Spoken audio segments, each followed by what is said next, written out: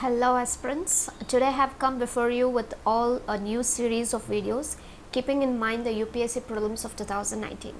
So Prelims is a stage where you need to know the content, the factuals, ministries, policies and lot many things which actually covers a very wide portions. Without a proper revision, this would be a completely an incomplete task. So here we have tried to compile the year's current affairs, that's the events and issues which are extremely important for the prelims of 2019, and we have segregated them in a subject wise, but through these series we would be trying to focus only on those areas where the aspirants would have missed to do it from their end.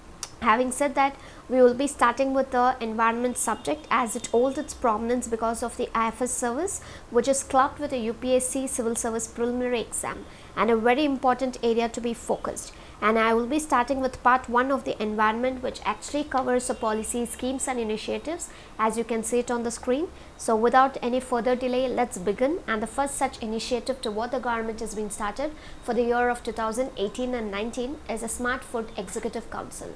So this is basically a council which comes under the aegis of the Smart Food Initiatives. This was actually launched in the year 2013, and this is the one which had come through several regional associations where they have formed and they have bought these executive councils. So if you ask me like which is the one which founded this particular concept which is called the Smart Food Initiatives, it is actually the International Crops Research Institute for Semi-Arid Tropics. So the main aim of such an semi-arid tropics or institute is that they wanted to build a food system where the food is good for you, which means that it should be a highly nutritious food and it should be good for the planet and for the farmers as well. There are basically three goods which would be there for a food. One is good for you, secondly would be good for the planet and good for the farmers as well. So this would be basically focusing on the two crops, that is the millets and the sorghum. So why is it so important to come up with smart food initiatives is that they wanted to satisfy the need for the food which is actually good for the consumer, the planet and for the farmer. As we discussed in the earlier point, the same thing is the one where they wanted to satisfy the need of the food. But basically the strategy to achieve and accomplish this is that they are focusing on the staple foods which would be actually constituting 70% of the meal, and often there are people who are eating these 3 times a day. So basically they are looking out for a diversifying the staples with the strongest impact. So it should be in terms of nutrition, environment and also with respect to the farmer welfare. So this is the main idea where through this Smart Food Executive Council, the aegis of the Smart Food Initiatives is trying to build a food system where it's going to be a very good initiative for the consumers, for the planet as well as for the farmers. And a little information about the International Crops Research Institute for Semi-Arid Crops is that it is an international non-profit organization. So basically this is the one which would be undertaking all sort of scientific researches for the developments, and also they would be getting specialized on the crops where they would be able to survive in the harsh climates. As we know that the global warming and the climate changes which has been happening in a very faster basis, and there is a lot of harsh climates which we have been witnessing from the past years. So on limelight of that to combat is what we have the research which has been happening, and also they're trying to get the specializations on the crops where they would be able to survive in this harsh climates. So this is about the first such initiative. So here the most important part for your preliminary would be with respect to International Crops Research Institute for Semi-Arid Crops. They might ask, and they might ask like what is the role of this, whether it's an intergovernmental, international, or is it an organization or is it a non-profit organization. So these are the things that you have to know. So this is the basic information about the Smart Food Executive Council. And then comes with a second one which is called as a Ganga Gram project. So this Ganga Gram project is all about the Swachhata Sammelan. So this particular Sammelan was actually organized in the Rishi Ashram in Chausha village, which is actually in the Baskar districts in Bihar. So the main idea or why they wanted to come up with this is because of the implementations of this particular Sammelan, where this has been implemented by NMCG, which is called as a National Mission for Clean Ganga. And it is a state's counterpart organization which is called that is State Program Management Groups. So these are the programs which has been implemented by the NMCG, and moreover the program which would be basically emphasizing for the betterment and also getting a coordination mechanisms between various ministries, agencies of the central and the state governments, not about one particular organizations, not about one particular ministry, rather getting the collaborations of the complete ministries and the agencies of the central and the state level. So in order to improve this particular implementation, there are 3 tier mechanisms to what they would be focusing on. The first such tier mechanism is that it is a high level task force which actually would be chaired by the cabinet secretary, which would be assisted by NMJC at the national level, wherein the second level committee would be the state level committee, where it would be headed by the chief secretary, who is called as an assisted SPMG at the state level, as we saw in the earlier part. SPMG, right, it's nothing but the state program management group. So this would be the one which would be assisting with the chief secretary, and the third such thing would be obviously a district level committee which would be chaired by the district magistrate. So through these emphasized people is what they are trying to get the implementation of this Sammelan and try to get the national mission for clean Ganga being done on a proper basis with a proper coordination. For that is what we had this Ganga Gram Swachhata Sammelan, and this is a whole idea about the Gram project, that's a Ganga Gram project. Then comes with respect to the roll out of Parivesh. So this is basically a web based single window. So Parivesh means it's nothing but a proactive and a responsive facilitation by interactive, virtuous and environmental single window hub. So this is basically an area where all the environmental clearances would be rolled out by the state levels. So this is basically a sort of a web based workflow application, and here this would be developed for an online submission, so that here if they wanted to get any of the approvals from the environmental clearances, they can actually submit, and they can also have this online submission. They can monitor the proposal, and this should be submitted for the proponents, where they have to get them permission from the environment, forest, wildlife and CRZ clearances from the central, state and the district level authorities. So Parivesh, if you see, this is not something a very new concept which has been there. It is already there in the central level. For now it is where the state levels would be rolling out with the Parivesh.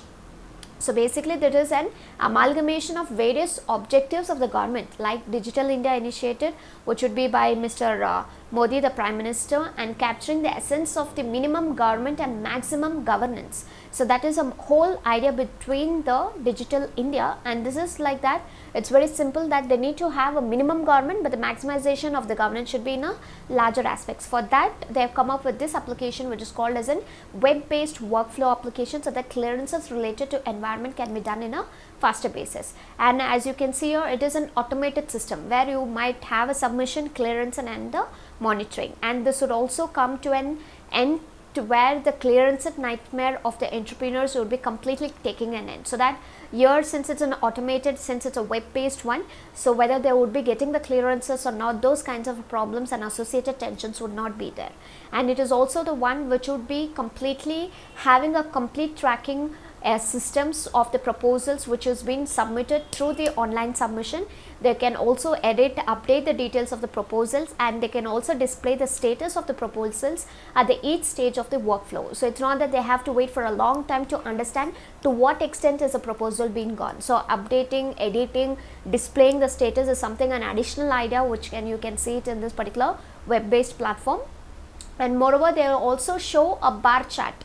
So where if suppose it's about the delay at each level of clearances, how it is being getting delayed, why is it being delayed, a bar chart would be showed off. And they're also trying to remove all the manual interventions, and they're trying to put the proposals on the first come first service basis for agenda, so that there's no favoritism or something as such. The proposals are proposal which comes first, the proposals will be first served, so that it purely happens through a system, that is a web based workflow application. There won't be any sort of an manipulation, so that the clearances what they have to get, they would be getting for all the ambitious projects to what they have to do it on. So this is a little brief about the Parivesh, and this might be few of the important pointers, kind of a question statement questions you might get it in your preliminary exam. The most authenticated one would be with respect to, is it been there at the central level or only the state level.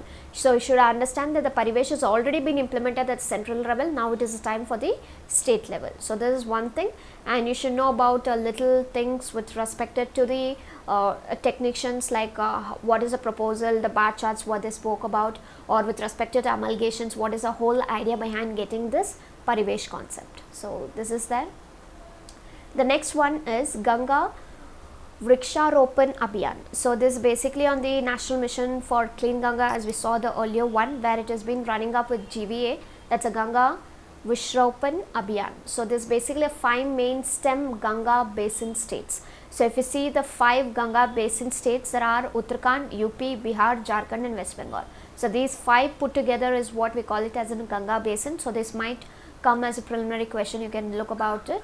And the main aim is that they're trying to bring a greater awareness to the people and also the stakeholders, because there is a lot of importance of the afforestation for the task of Ganga rejuvenation. So here they wanted to create this awareness for the people and try to get them along this particular concept of National Mission Clean Ganga, so that they can achieve the dream with respect to clean Ganga, which can be done in a faster aspects. And moreover, they are also looking out for state forest departments of these states, where they would be made the nodal agencies, so that the nodal agencies, the main work is that they have to ensure for a smooth and effective execution of the campaign, because it's all about getting the awareness. So who is the one who would be taking up with the initiatives to create an awareness is state forest department.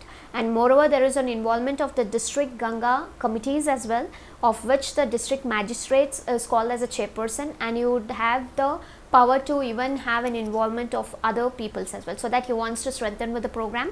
And there would be a DFOs, that is a divisional forest officers as well, where this person would be basically designated at the district level. So he would be a nodal officer out there, and moreover a chief conservator of the forest at the state level for organizing the event. So it's all about, with the levels of the government, we are trying to get the work and awareness in such a areas where it will be through a proper channel, so that whatever the initiatives are trying to do it in terms of making the campaign a reachable campaign is what the whole idea is. And the campaign which will be initiated as part of the forest interventions in Ganga, which is called as in FIG component of Namami Gange program.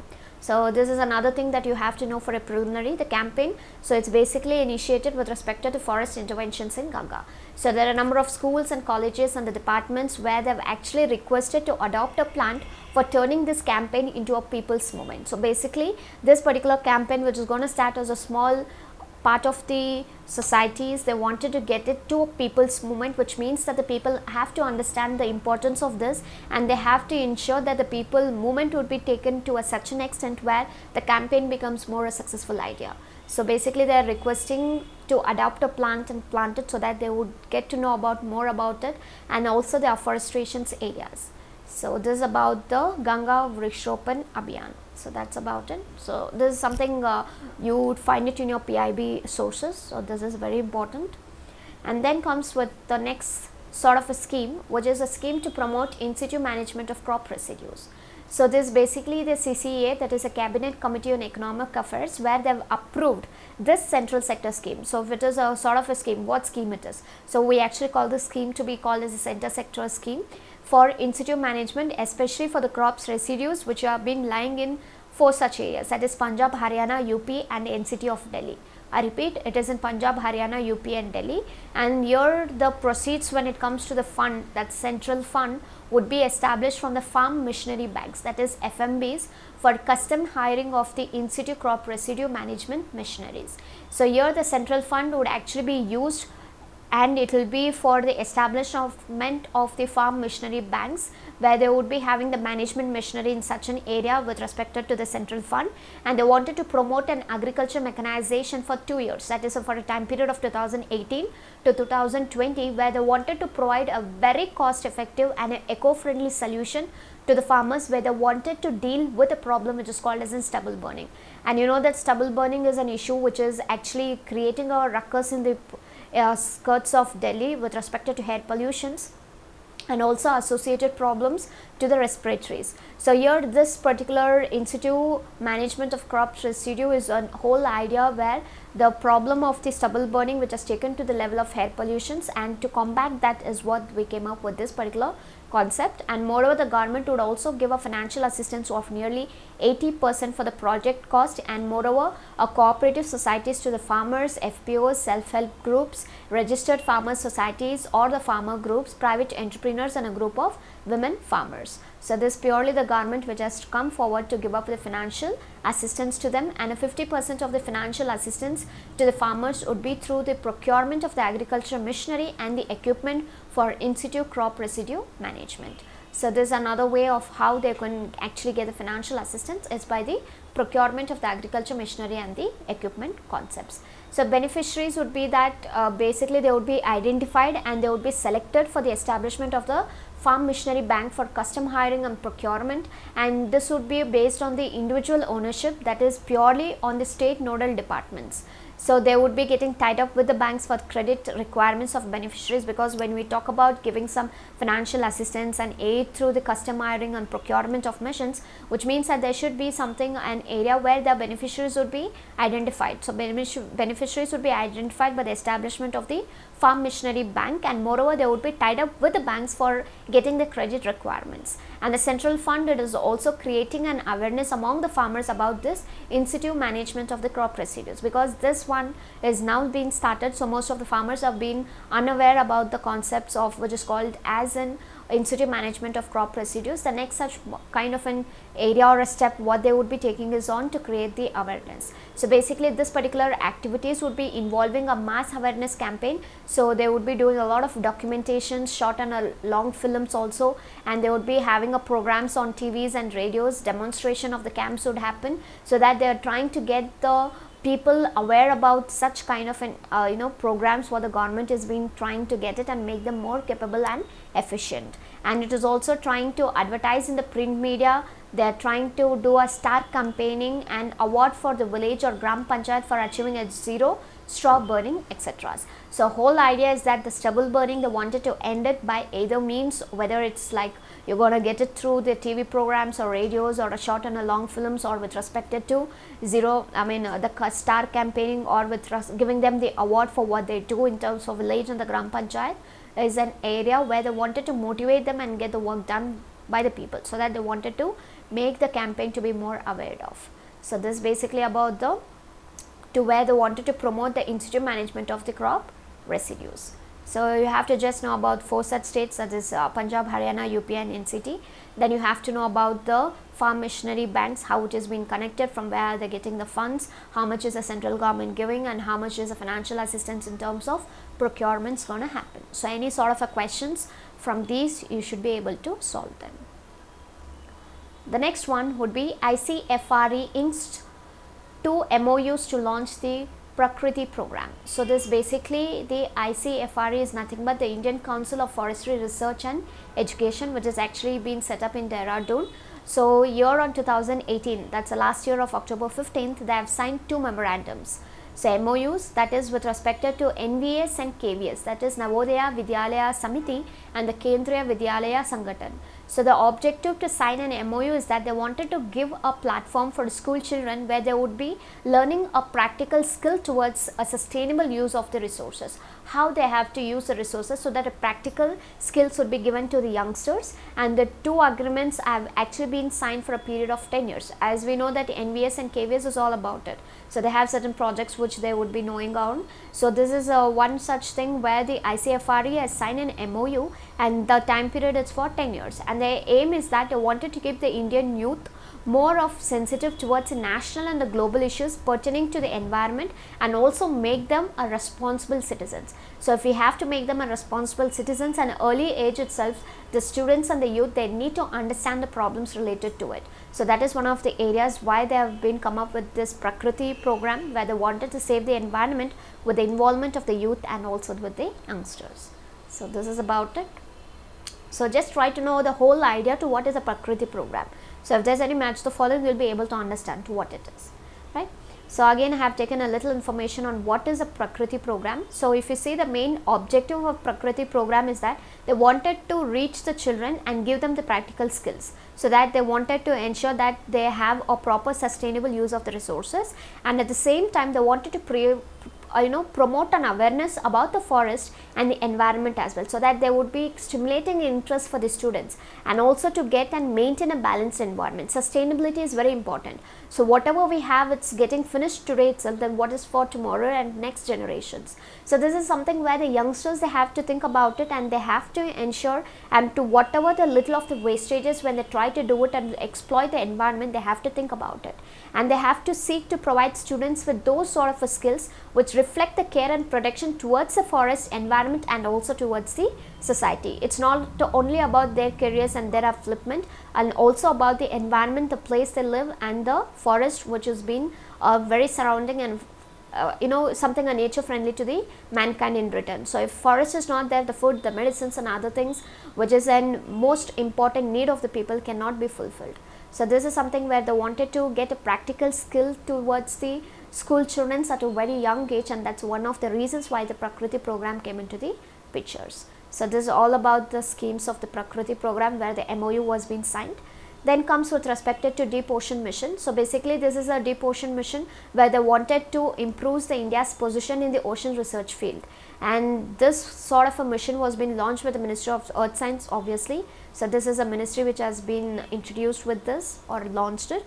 So here the main idea of the program is that it is a polymetallic nodules, where it's actually been initiated by the CSIR and the NIO, where they wanted to collect the first nodule sample from the Arabian Sea. That is the first research vessel, that is Gavashani, on 26 January 1981. So India is one of the first country in the world where they have given the pioneer area for the exploration of the deep sea mineral, that is the polymetallic nodules in the central Indian Ocean basin back in 1987. So India being the first such country which has got the exploration of the deep sea mineral back in 1987. So based on these research evaluation, now India has retained an area of 75,000 square kilometer, where it has an estimation resources of nearly 100 million tons of strategic metals. Let's say it is a copper, nickel, cobalt, besides magnesium and ions. So here, since I've got the exploration for a deep sea mineral, there would be a retaining of area of nearly 75,000 square kilometers. And the first generation mine site, which would be called as an FGM, that would be having an area of nearly 18,000 square kilometers, and it is the one which has been identified. So now with the latest technology, they are trying to extract the metals from the minerals, and also they have developed under this particular program which is called as a Deep Ocean Mission.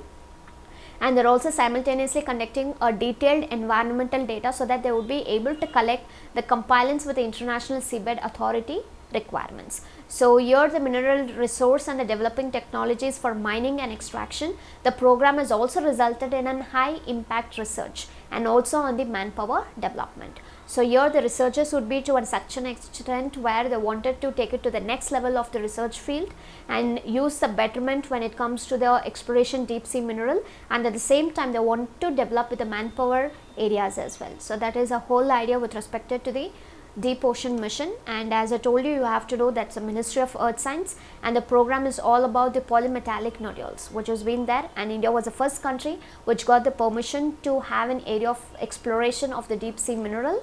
And the most important metals which you can find them of nearly 100 million tons is copper, nickel, cobalt, though we have the magnesium and ions.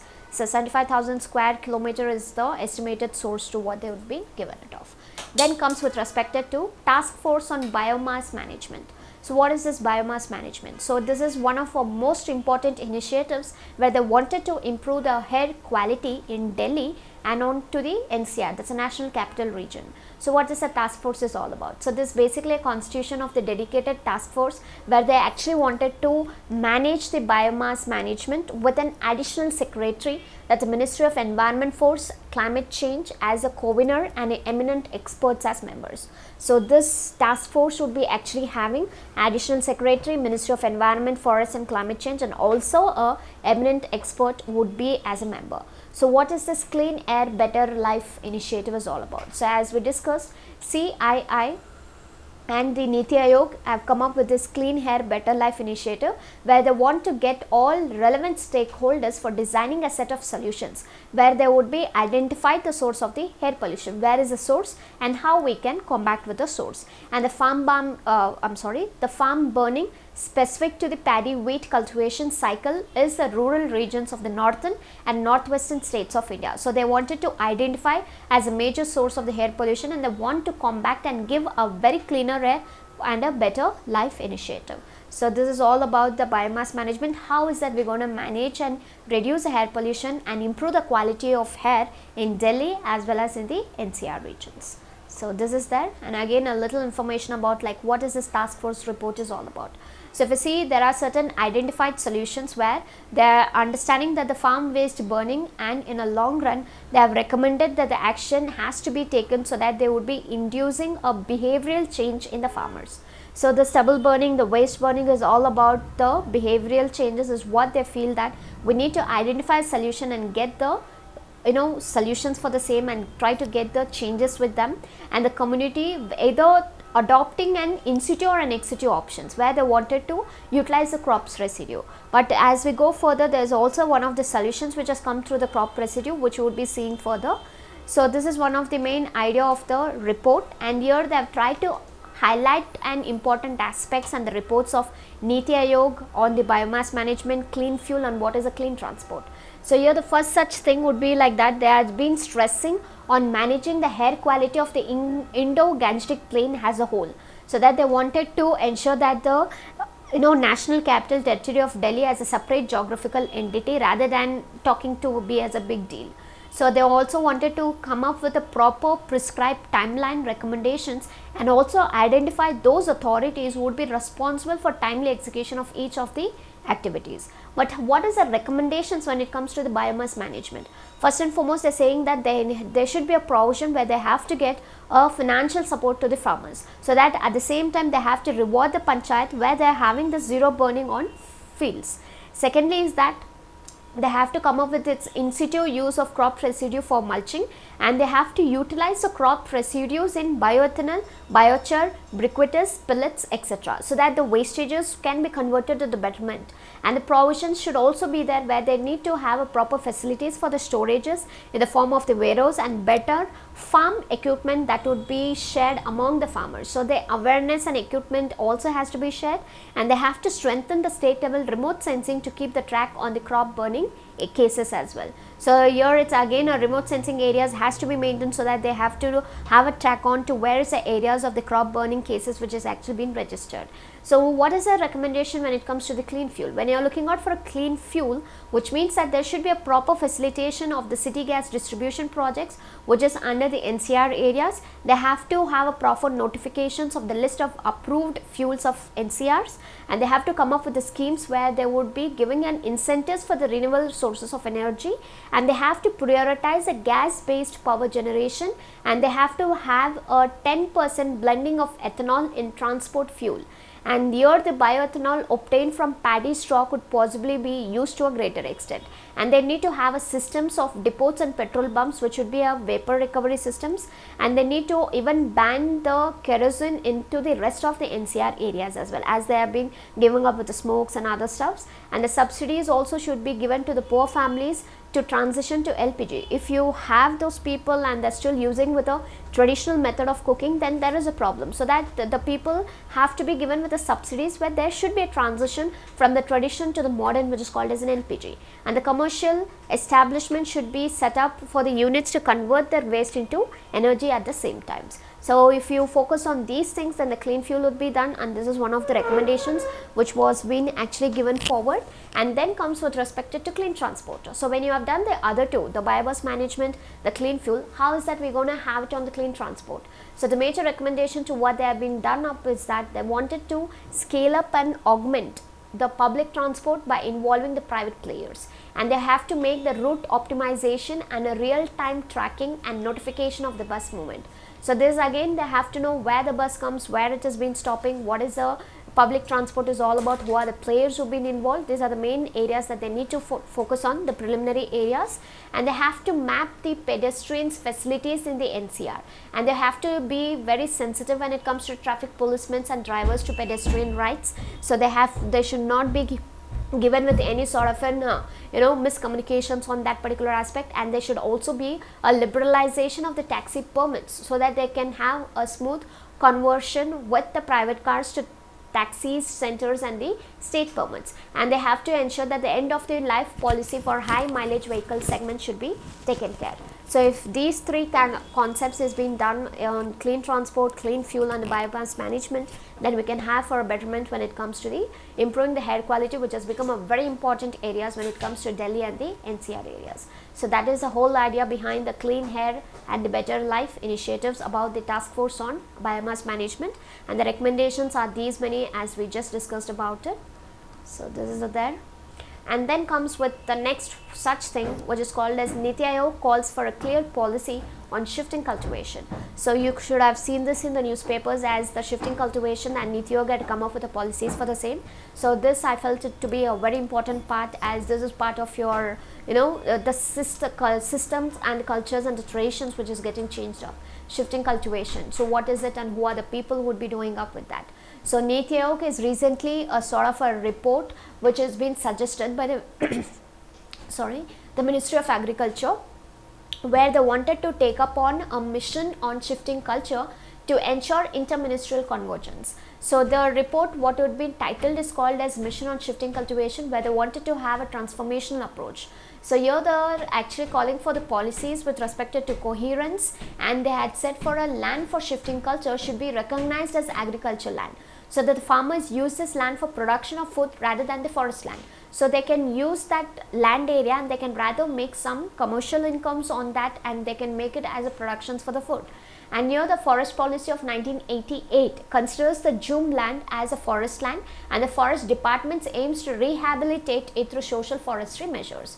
But here the stating too is that they wanted to come up with the policies which recognize it as a agricultural land, and here the agriculture department also aims to promote agriculture on it and cash crops and horticulture, so that the production to some extent can be done, so that the income also of the farmers can also be increased to a larger extent.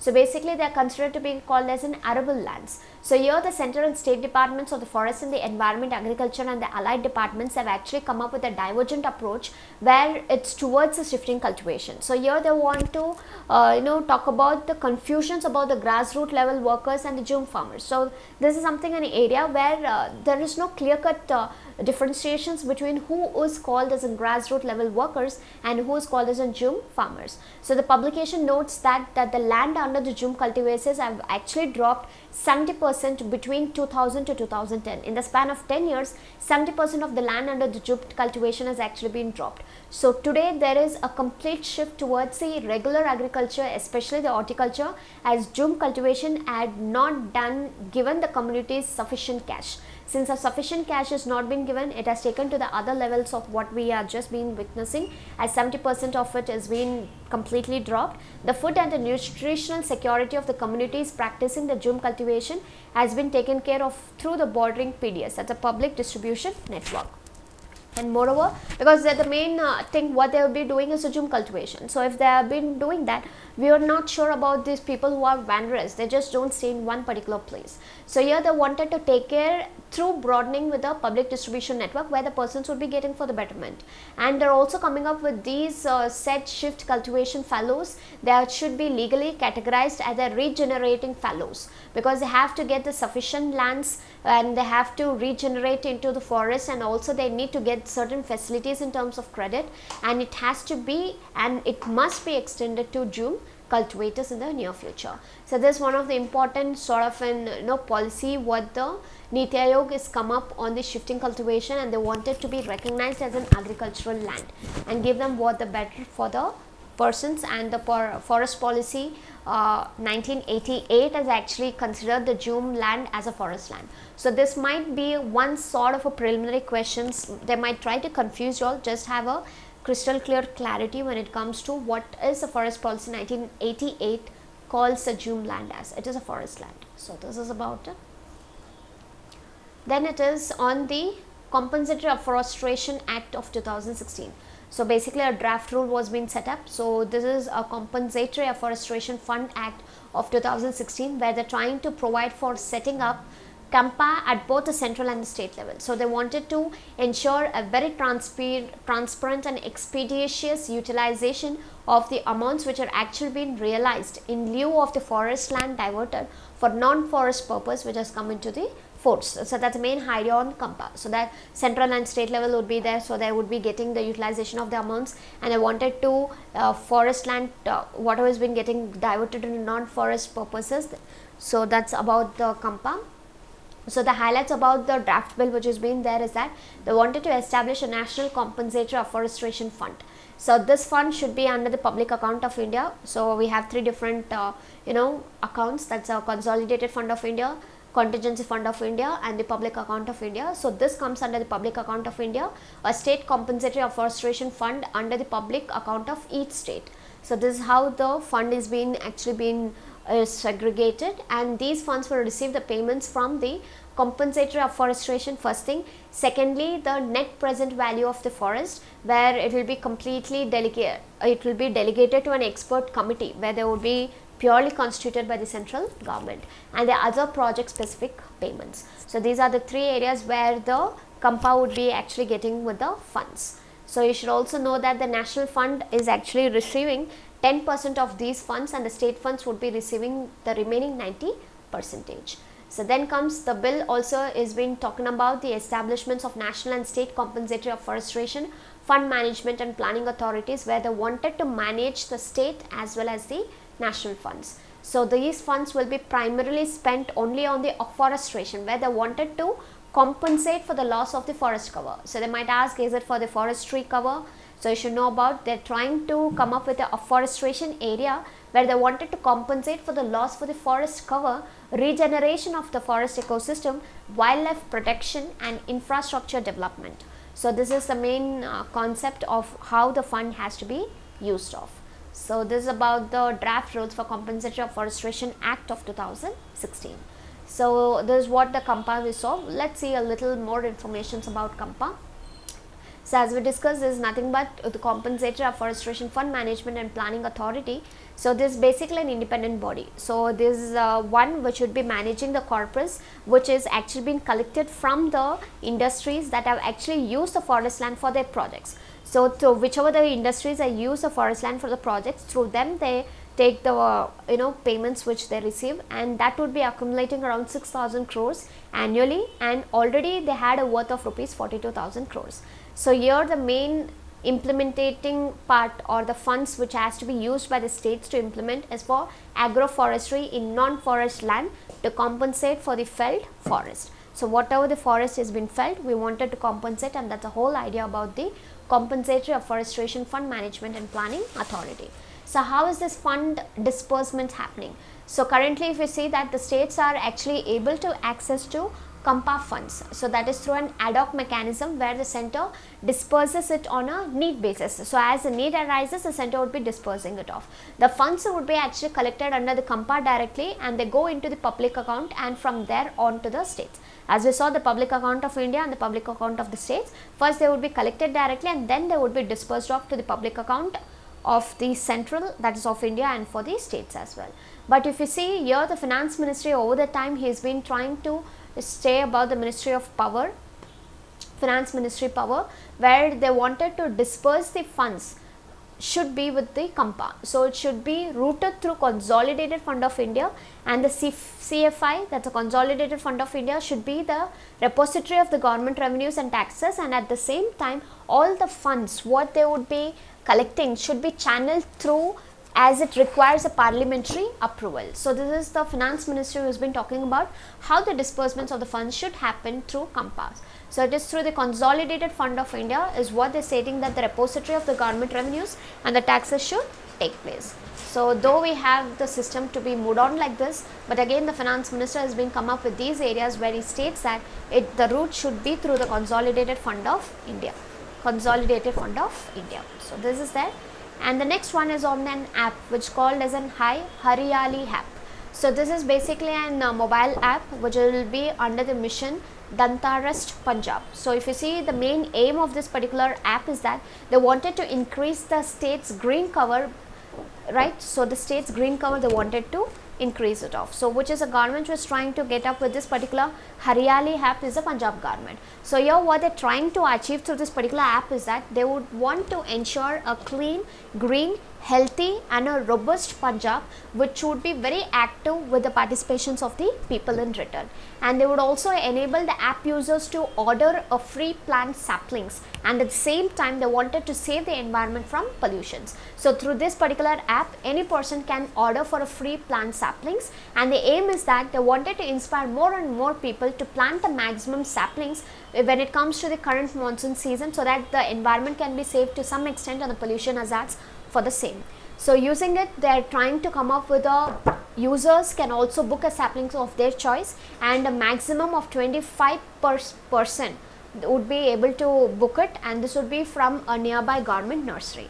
So through a nearby government nursery, a person can have a booking, and you can order also for a free plant sapling. So here the main idea is that they wanted to save the environment from the pollution. So just know about what is this Hi Ariali app. So if the UPSC Prelims ask about it, you should know there is one of the app which the Punjab government has bought it. The main idea is that they wanted to increase the state's green cover, so which is a very important initiative what the Punjab government has been taken. Then comes with Neela Kurinji plants. So as the name talks on Neela Kurinji, this is related to Tamil Nadu government, which has actually announced a novel scheme for the protections of the exotic Neela Kurinji. So Neela Kurinji is nothing but a Kurinji plant, or they can call it as a Neela Kurinji, which is basically a shrub. So this is actually found in the shoal forest of the Western Ghats in South India. So here the Nilgiri hills, which literally means the blue mountain. So you should be knowing this. So they have got the names from this purplish blue flowers, which is called as a Neela Kurinji, that actually blossoms once in 12 years. So it's not something which happens very often. So once in 12 years is what this Neela Kurinji would actually be blossomed. So here once every 7 years they actually come into bloom, and then they die it off, and the seeds are subsequently sprout, and they continue the cycle of the life and death between that. So here the Palyan tribal people who are actually living in the Tamil Nadu, they used it as a reference to calculate their age. So as the Neela Kurinji blossoms and they come up, so it will be 12 years, and once it goes off, they have their own age calculations, and you have to know about this particular community as it becomes important. You will never know what kind of questions a UPSC would be asking. That is called as an Palyan tribal. So Palyan tribal belongs to Tamil Nadu, where actually they take it as a reference to calculate their ages. So this is about the Neela Kurinji plant, where it's very important. They might ask you with respect to scheme for the production has happened. So why is it important? What are the things you can know about it? Related to it on geography, you might get questions on Nilgiri hills as well, which is called as in blue mountains. Or they might ask you all, why is it called as a blue mountains? As I just informed you all, that is a purplish blue flowers of Neela Kurinji. Through that is what it got the names, which is called as in blue mountains. Right. The next such concept is National Clean Air Program. So here the main program's aim is that they wanted to reduce 20 to 30% of the particulate matter 2.5 and particulate matter 10 concentration by 2024. So this being the target, and they have taken the base year of 2017. So as you know, this obviously comes under the Ministry of Environment, Forest and the Climate Change. So this National Clean Air Program, it's actually a pollution control initiative where they wanted to reduce, or they wanted to cut the concentration of the coarse and also with the fine particles, that is PM 2.5 and PM 10. And if you see this is NCAP is basically a midterm, and it's like a 5-year action plan, and they wanted to start up in the year 2019 as the first year, and later they wanted to extend after the midterm review of the outcomes. They wanted to know how is this actually been working out. So based on that, they wanted to review, or they wanted to come up with a further extension. It's been left up. So here the National Action Plan on Climate Change will also be the one which will be joined together with the NCAP, that's a National Clean Air Program. So there are several units which would be set up for the same, for an effective implementation. So first unit would be the national level project monitoring unit, where the project implementation unit would be there, a state level monitoring project unit, and a city level review committee under the municipal commissioner, and there will also be a DM level committee in districts where they would be set up. So these are the main areas or the units which has been set up to make the clean air program a successful program. And for this, they would be requiring the cities where they have to come up and they have to prepare an action plan in consultation with the CPCB, that's a Central Pollution Control Board. This is very important. The cities, they have to come up with an action plan in consultation with the CPCB. So here you might get caught in your preliminary just be aware about it. And here the NCAP actually focuses on 102 non-attainment cities, and smart cities programs will be used to launch the NCAP. So if you see that how are they trying to launch the NCAP is that they will be focusing on 102 non-attainment cities and the smart city programs. So there would be a smart cities which would be following in the NCAP in 43 smart cities and with a list of 102 non-attainment cities. So you should know how are they going to branch out the National Clean Air Program, and this is the way that they would be doing. And basically it's a 5-year action plan, and they're going to starting with the year 2019 as a first year, and they would be reviewing it off. There are several units which has been there, and for the state level they have to get the action plan approval and consultations with the CP. So this is about the National Clean Air Program. Then comes with the next sort of an app which is called as an Ash Track app. So this is basically a Ministry of Power which is launched with this web based monitoring system. So this is a fly ash mobile applications which actually called as an ash track. So here the main idea is that they wanted to come up with a proper management of fly ash which would be produced by thermal power plants, so that they would be providing with a proper interface between the ash producers and also with the potential users. So you should know when we talk about the producers, they are nothing but the thermal power plants people who produce it, and the potential users are the people who would be like a contractors and end product, whoever it is. So for them to have an idea to where do I get the product which is called as in fly ash and what can I use it, it's been there in the Ash Track app. So basically a fly ash is nothing but an end product. So end product of a combustion when the power generation in a coal based thermal power plants actually run. So the combustions of that is called as in fly ash, and this is a proven resource material where many applications for construction industries have been used. They have been used in the Portland cement, road embankment constructions, bricks, blocks, tiles manufacturing, and also in low lying area developments, etc. So these are the areas where you can actually use a fly ash, and you have it in your environment subject as well. So try to focus a little on the fly ash, because this is again a very important Ash Track app which is being coming up. So this is on that. So we'll learn about what is this particular app and how are they been working. So this particular app shows a coal based power plants which has been situated within the radius of 100 kilometers and 300 kilometers from a given location. From wherever you have an app, from that 100 to 300 kilometers, they would show you where is the power plants being situated. With the help of the power plants, they would be able to see the locations of the fly ash users, that is the person who wants it. He might be a brick producer, he might be a cement plant owner, it might be a contractor for the Pradhan Mantri Gram Sadak Yojana projects or NHAI programs, whatever it is. So these people, when they have to have a fly ash, through this Ash Track app, they would be able to reach the power plants and they would be able to procure with the fly ash, and they use it for the constructions to whatever they feel like. So that basically they will be trying to help and protect the environment in terms of reducing this particular emissions, and they would be saving a precious top soil and conservations of the land for the sustainable development, so that whatever problems has been associated with the top soils as it has been contaminated with the fly ash can also be reduced in a larger extent. That is a whole idea behind the Ash Track app, and this is the Ministry of Power which has come up with this particular app for the proper applications of the Ash Track and for a web based monitoring system. So this is on that. The next one is South Asian Nitrogen Hub. So this is basically a partnership which has been led by the UK Centre for Ecology and Hydrology, and which would be comprising around 50 organizations. So this would be coming across UK and South Asia, and if you see that this would be established with a funding from the UK Research and Innovation, which is called as an UKRI, which would be under the GCRF, that's a Global Challenges Research Fund. So this hub is one of the 12 GCRF hubs which has been announced by the UK Research and Innovation, where they wanted to address the intractable challenges in sustainable development. So basically it is an interdisciplinary hubs where they would be working, and there would be involvement of nearly 85 countries with the governments, international agencies, partners and the NGOs. So the main idea behind that is that they wanted to get a nitrogen hub, and we'll see why is it important. And you should know the stand of India. So India is a major partner with 18 Indian institutions in this particular project, with the South Asian National Hub, Nitrogen Hub. So India is the only country in South Asia that has completed its nitrogen assessment over a year ago, and it has also been already co-leading with the UK Research and Innovations and also with the Global Challenge Research Fund. So now we'll understand what are the significance of the nitrogen and the important informations. So the most abundant element in the atmosphere is in the atmosphere, it is a nitrogen, which is very important for the plants, and you can see that they have been proliferated nearly 78% of it.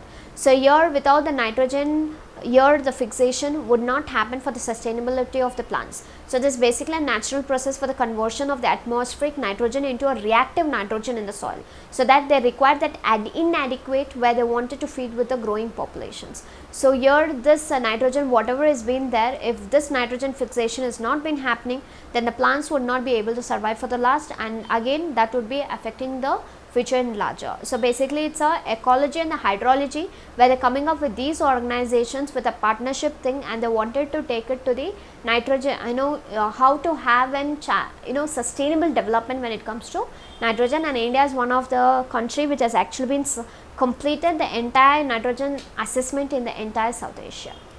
So this is again a part of your PIB, it was there in that. Then comes a scheme for biomass. So scheme for biomass is basically from the Ministry of New and the Renewable Energy. So the main objective is that they wanted to utilize a country's available biomass resources like bagasse. So you should be knowing that there is nothing but a sugar production process where they would be releasing a valuable byproduct which is called as a bagasse. So basically it's a fibrous material that is remain behind after crushing the sugarcane. So if you see, once the sugarcane is being crushed off, the fibrous material is left behind. There would be a rice husk, straw, cotton stalk, coconut shells, etc. All these things would be used for the power generation. So basically they wanted to use the country's available resources for the betterment of it. So the total capacity of 9.54 gigawatt of the grid connected biopower has been installed in the country in the year 2018 in the month of October, against a target of 10 gigawatt biopower by 2022. So that by 2022 we have to set up with an install of nearly 10 gigawatt, but now we have already installed. Total capacity of this would be of nearly 9.54. So we are almost reaching the target.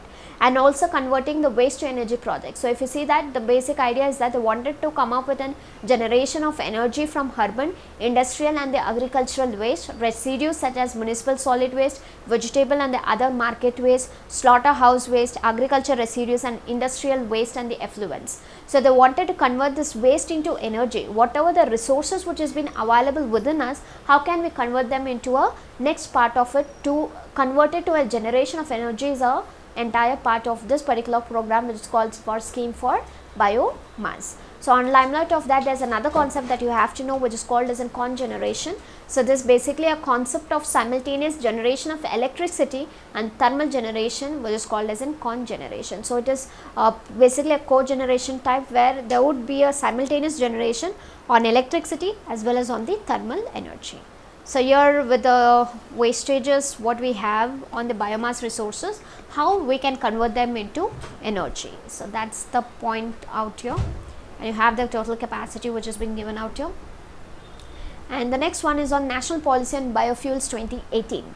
So this was one such thing which was been approved by the Union Cabinet, which not only seeks for the farmers dispose of surplus stock in economic manner, but they wanted to reduce India's oil import dependence. So India's oil import dependence on the other country is actually quite huge. So we wanted to reduce it. On limelight of reducing it, the National Policy on the Biofuels 2018 has been come into the picture. So on limelight of this, there are three categories of the biofuels which is being used, that is the first generation, second generation and the third generation. Under the first generation, basically the biofuels would be such as bioethanol and the biodiesel, wherein in the second generation it is the advanced biofuels, ethanol, municipal solid waste to drop in fuels, wherein in third generation biofuels it's a bio, CNG, etc. So you should know about the three categories of biofuels: first generation, second generation and third generation, and these are the areas how they have been actually called first, second and the third. So based on more and more advanced, we are moving on to the next generations. And here you should know about the ethanol productions. So how are these ethanol productions being done? So ethanol production is basically they use a sugarcane juice. They would be containing the sugars which would be containing materials like sugar beet, sweet sorghum, and the starch which would be containing the materials like corn, cassava, and there would be damaged food grains like wheat, broken rice, rotten potatoes, which is not fit for the consumption of the humans. All these things they can actually use it for the ethanol production. So by using this, the farmers are at the risk of not getting an appropriate price for their produce during the surplus production phase.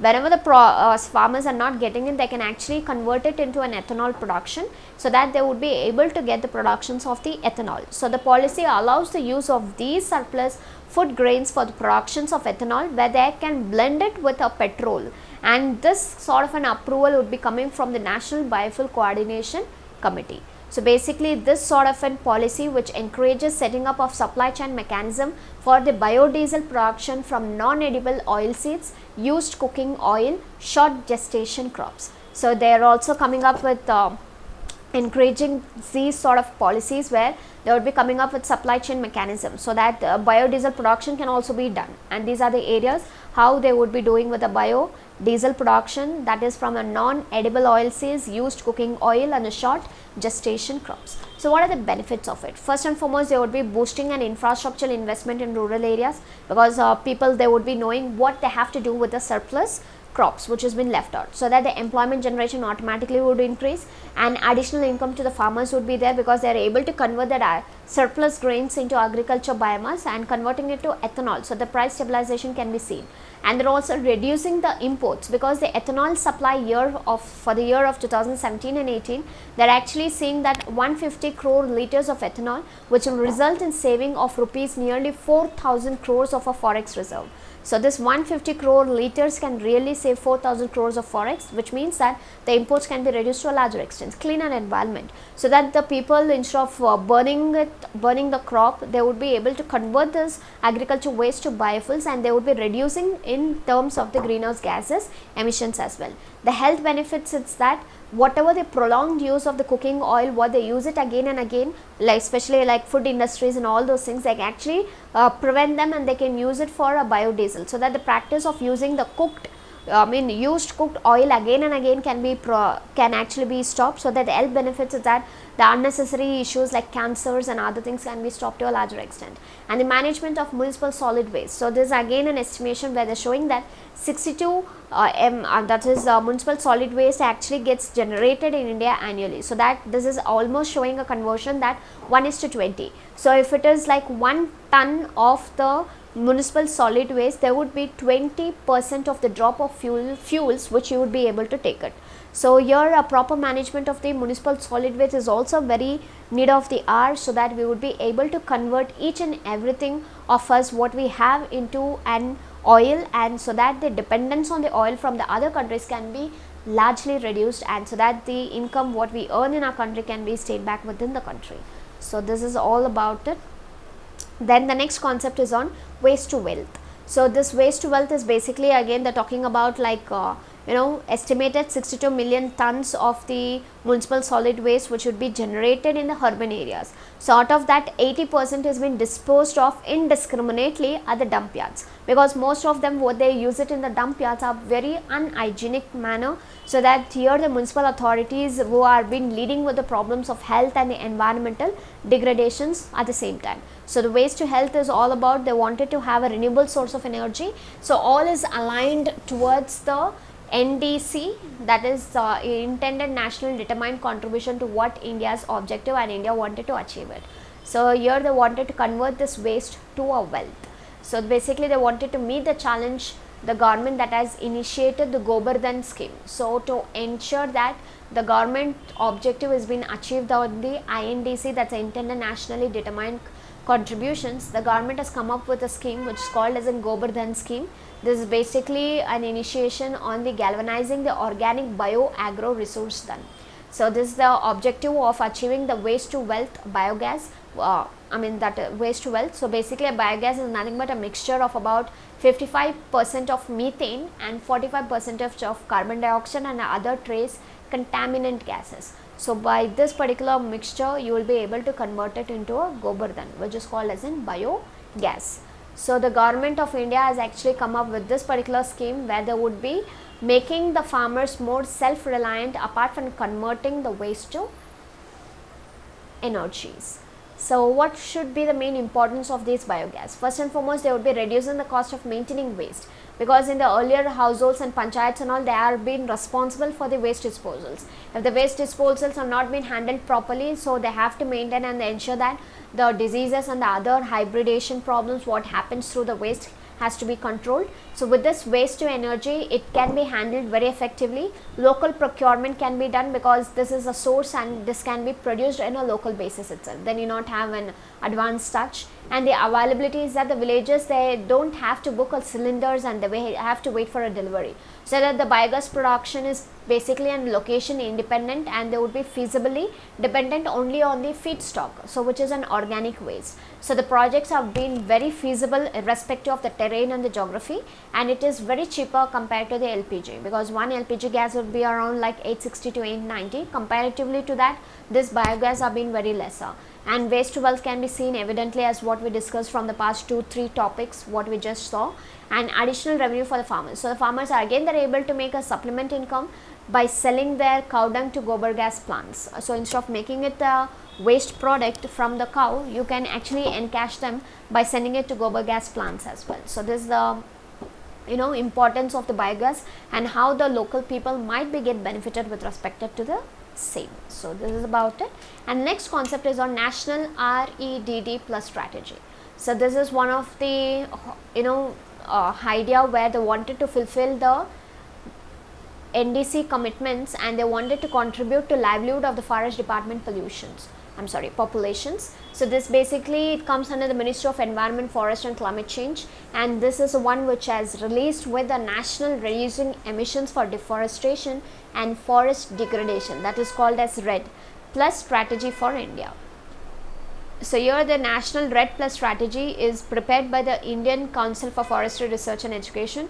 This becomes important, which has been set up in Dehradun. So this is one of the most important tools where they wanted to supplement the India's commitment as per the 2015 agreement, so that they wanted to reduce the entire emissions what has been produced in the country. And here this is as per the Paris agreement. You should be knowing very obvious, frequently we were talking about the Paris agreement in the newspapers. So there's one such thing where they wanted to make India to achieve the commitment to what it had given in the Paris agreement of 2015.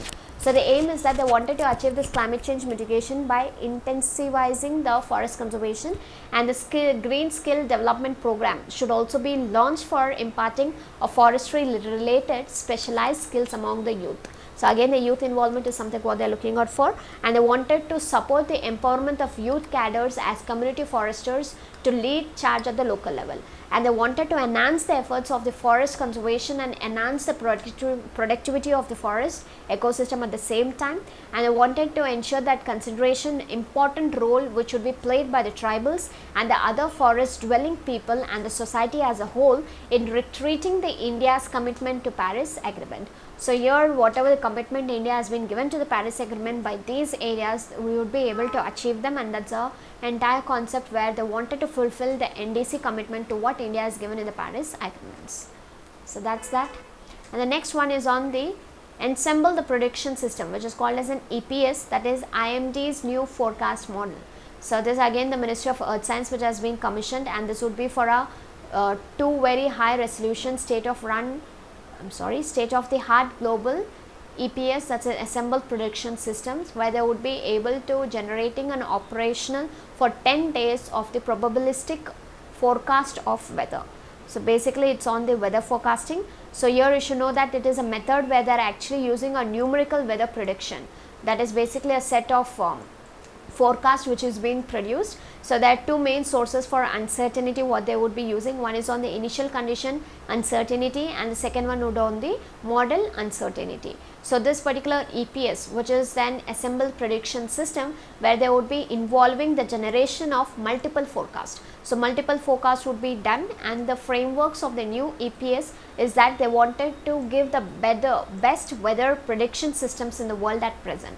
So this is one of the main framework, and a very few forecasting centers in the world are using this high resolution for a short medium range probabilistic weather forecast. So this is basically the IMD new forecast model, where they have come up with this an assembled prediction system, and which comes from the Ministry of the Earth Science, and this is one of the state of the art global assembled prediction systems, where they would be generating an operation of 10 days probabilistic forecast of the weather.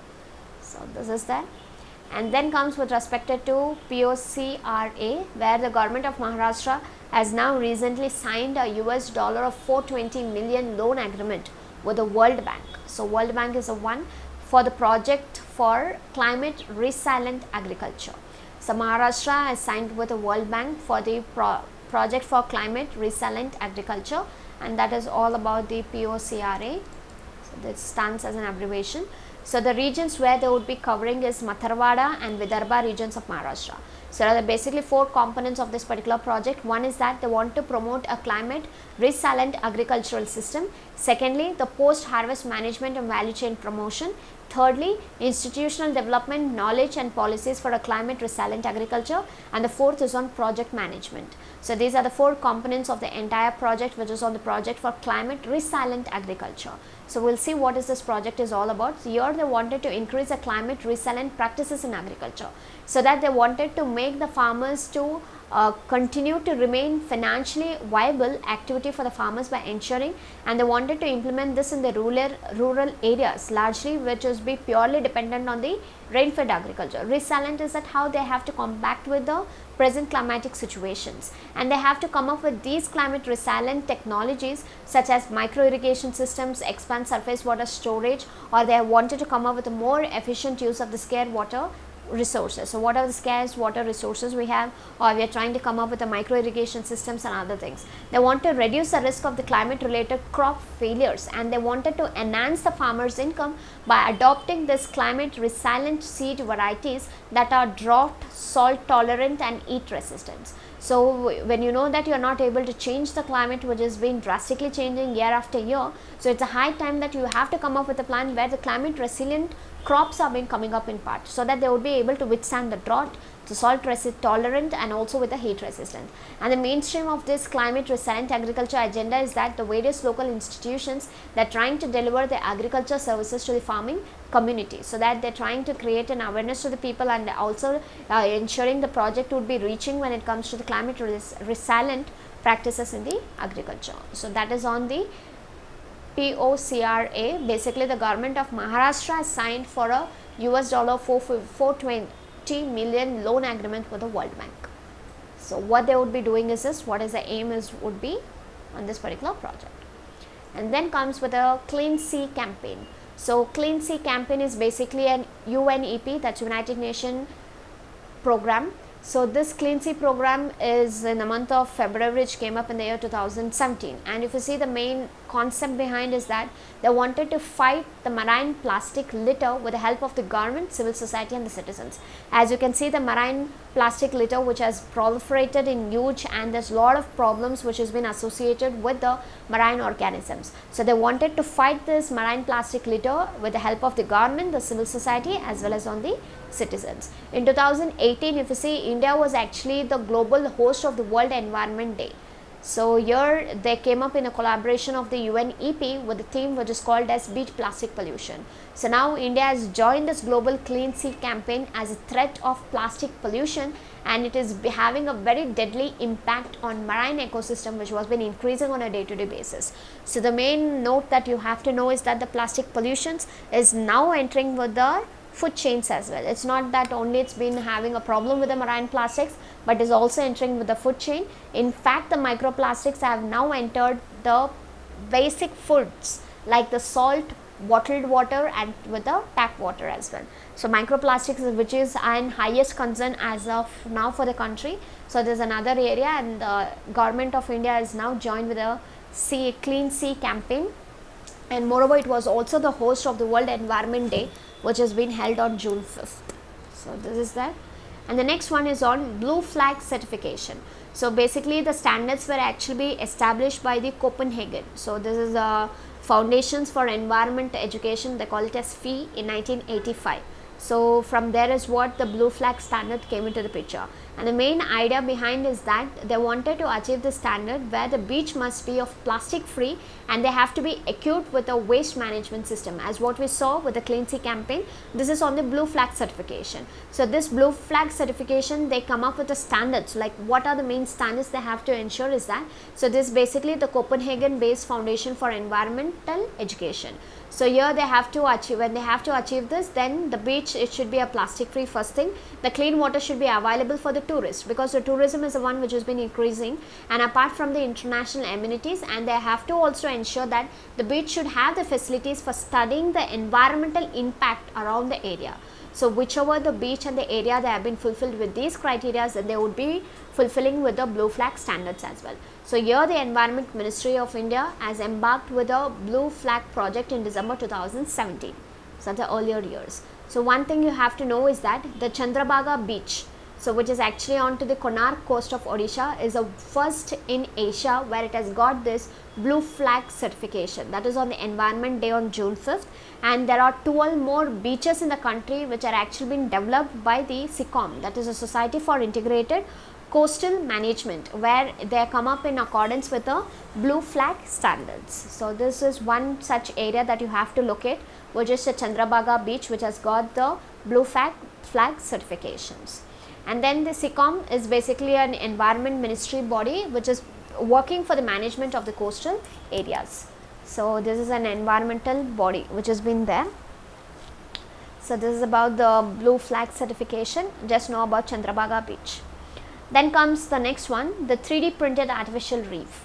So this is one of the world's largest 3D printed reef that has been submerged at the highlands of Maldives, which is the summer highlands, where they basically want to help the reefs and they wanted them to survive the warming climates. So bleaching is one of the most important potent danger to the corals. So this is basically, you can see them in the Pacific Oceans, and the colors of the waters are being changed often.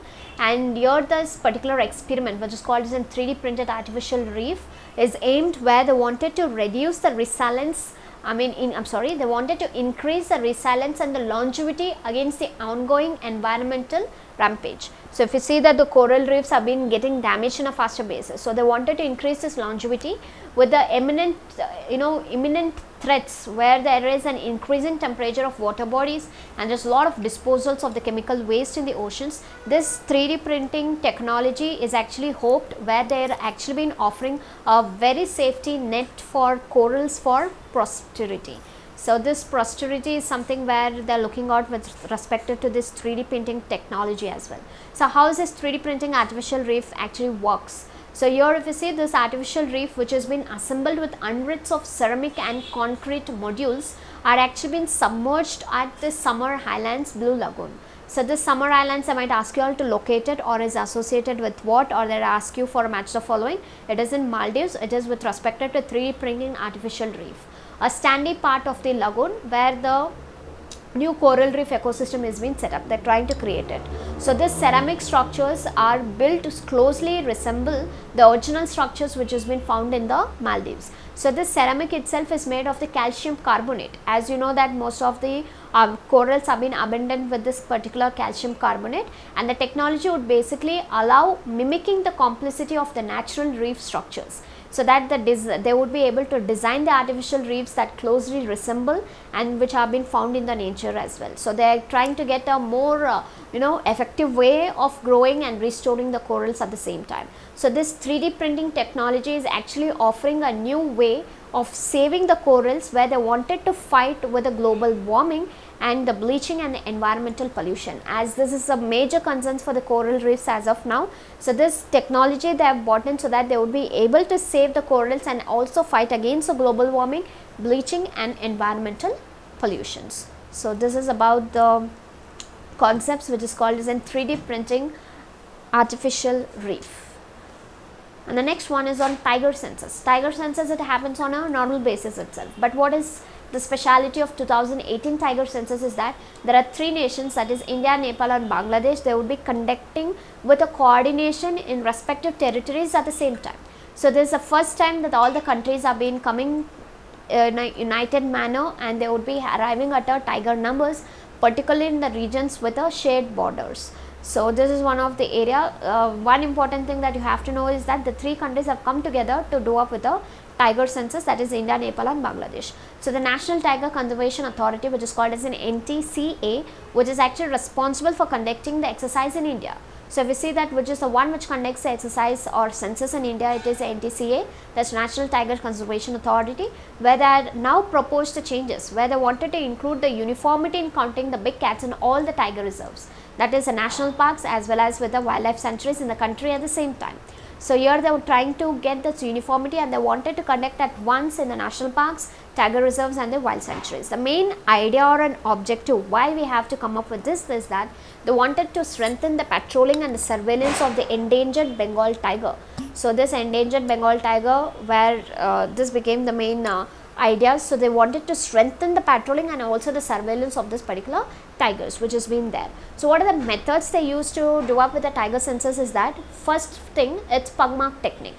So pug mark technique is nothing but where each and every tiger would have a distinct pug mark, that is the, the feet marks onto the grounds, which would be very different when compared to the other sort of a big cat families. So they use the photographs and the plaster cards of these particular pug marks and they would be able to analyze and assess the tiger numbers. So this tiger is different from this. So repetitions of the tiger pug marks can be eliminated and the new pug marks can be taken into calculation and the numbers would be counted out. The second thing would be on the installation of cameras. So here they'll actually fix the cameras in the dense forest and they would be able to capture the images of the individual tigers and the count will happen. And the third such thing what they do is on the double sampling method. So double sampling method is nothing but they collect the evidences of the pug marks, scratches and whatever the spot is there, they would be trying to collect it. And second is on the camera trapping. So these two what we saw would be called as a double sampling method. There's a new technique what they have come up which is called as an M strips, which is monitoring system for tigers intensive protection and ecological status, which is a very software based monitoring system which has been launched by the NCTA in the year 2010. So there was also one of the question in the year of 2016 of UPSC. So you should know about it, and now you should know about the three different countries, that is India, Nepal and Bangladesh have come together for the tiger census. So this is the prominence about it. So the methods also we saw, the pug mark technique, installation of cameras, M strips. The next one is on Himalayan research fellowship schemes. So now the Environment Ministry has decided to start an Himalayan research fellowship scheme where they wanted to create a very young pool of trained environmental managers, ecologists and the socio-economists. So this pool is basically where they wanted to generate an information basically on physical, biological, managerial and human aspects of Himalayan environment as well as on the development. If you see, there are series of programs that the Ministry of Environment, Forest and the Climate Change has been running for the conservation and the protection of the Himalayas. So this one such thing what the Environment Ministry wanted to start up, which is called as a Himalayan Research Fellowship Scheme. So about the scheme you have to know is that this would be executed through various universities and institutions which would be working in the Indian Himalayan region, which is called as an IHR, and the preferences would be given to the institution especially from the northeastern states. So most of the preference would be given there, and the fellowship they would be awarded a maximum period of 3 years. So that would be a maximum period for 3 years the fellowship would be given, and there also they would be getting a financial support which would be provided under the National Mission on Himalayan Studies, which is called as an NMHS. So under this NMHS they would also be provided with the financial support. So this basically a Himalayan research fellowship scheme which would be there. They're trying to get the young people who would be trained better in terms of environmental managers, ecologists and the socio-economists. So all these things you can use as your fodders for your examination, which would be very important. So this is that. And the next one is One Planet One City Challenge of WWF. So this is basically the one city and one planet and one city challenge is for the first time. If you see, that began in 2011 in Sweden, and then it globally started expanding in 2012, and now it has been proliferated throughout the world. And the main aim of this particular OPCC is that they wanted to mobilize an action and support from cities in the global transition towards a climate friendly future. So they wanted to have a future which would be of a climate friendly, and they wanted to have a plan, ambitious plan, where they wanted to have a low carbon development, and they wanted to enhance the use of the sustainable, renewable and energy efficient solutions. For this is what the one planet one city challenge came into the picture. And if you see this one planet one climate city climate, they are earlierly called as Earth Hour City Challenge, EHCC, but now they are called as OPCC. So there is a global biannual challenge which would be purely designed, and they would be highlighting and rewarding the cities where they have come up with a willing and a prepared to make a substantial long term efforts, where they wanted to focus towards the sustainability as well as on the resilience. So after having a revaluation or evaluation of the international jury, one city from each country would be selected. Understand, one city from each country would be selected as a national winner, and there would be a runner up who would be receiving the global winner title. So this particular platform, which would be called as an one planet and one city platform, would be aiming at inspiring and supporting the cities to become climate smart and sustainable solution hotspots. So as they wanted to come up with new ideas with respect to climate smart and how to be sustainable and resilient with respect to it. So on limelight of that, recently we have 3 Indian cities which have been selected to be as a national finalist in the year of 2017 and 18 edition of WWF's One Planet One City Challenge is the Panaji, Pune and Rajkot. So these are the 3 Indian cities which has been selected to be as a finalist. So there are almost like 40 finalists out of 118 cities which has been across 23 countries which are actually participated in global challenge this year. But if you see, there are 3 cities which has been a part of it, and this has been first began in the Sweden and they are expanded globally in the year 2012. So this is about it, basically a smart programs. Then comes the National Water Informatics Center. So this basically we call it as NWIC. So the Ministry of Water Resources, River Development and Ganga Rejuvenation have created this. So they call it as a nationwide water resource data. So the entire data related in a nation, you can find it out here. And this is expected to provide a single window source of updated data on water resources and allied themes. So it's basically an updated data with a single window, and they're also been providing a value added products and services to all the stakeholders for the water management and sustainable development. As you can see, there's a lot of damages which has been happening to the environment, and there are a lot of programs which has also been coming to protect the environment, to resilient the environment, to come up with new ideas with the youths and youngsters, so that we are able to combat when it comes to the environment and also have a sustainable development. So on limelight of this, that come up with this particular program which is called as a National Water Informatics Center. The Ministry of Water Resource, River Development and Ganga Rejuvenation have created it. And the main objective of this is that they want to empower, inform and enrich every citizen with up to date and a reliable water data through a web based India Water Resource Information System, which is called as an WRIS on GIS platform in public domain, so that any person who wanted to know information and get an up-to-date reliable water data, they would be able to get through this WRS, where they wanted to empower, inform and also enrich that every citizen who has been a part of the country. And they wanted to develop an integrated water resource management, where they wanted to serve the nation through the researches, the capacity building, linkages, outreach and the better governance in water resources sector. So this is again an integrated water resource management approach is what is being called as a National Water Informatics Center. And they would also come through a collaboration with the leading research institutes nationally and also internationally, where they would be providing with all the supports which is called as in technical support to the central as well as with the state organizations, which they would be dealing with water emergency response for hydrological extremes. So basically they are working through a collaboration. Whenever there is a need and technical support, they extend the technical support. They are trying to develop an integrated water resource management, and they are also trying to come up with these sort of an realistic and reliable data through the India Water Resource Information Center. Right, that is a system, and they are trying to make this as a single window source of updated data and water resource and to the allied themes. So this is basically getting the informations on the water data in the country. So it's a nationwide water resource data. We call it as National Water Informatics Center. They might ask you which is the ministry which has done it, what is the area about it, or what are the objectives of it. You have to know about it. So basically they're trying to put it in the platform of public domain. So that's it. By this we have come to the end of the video. So this was part 1 of your environment, as I discussed in the earlier part of the video. This is the first part, and there are few more little important topics which we would be covering as per the prelims of 2019. So let me get back to you all with a new such video series of the environment. Thank you and all the best for your preliminary 2019. Work hard.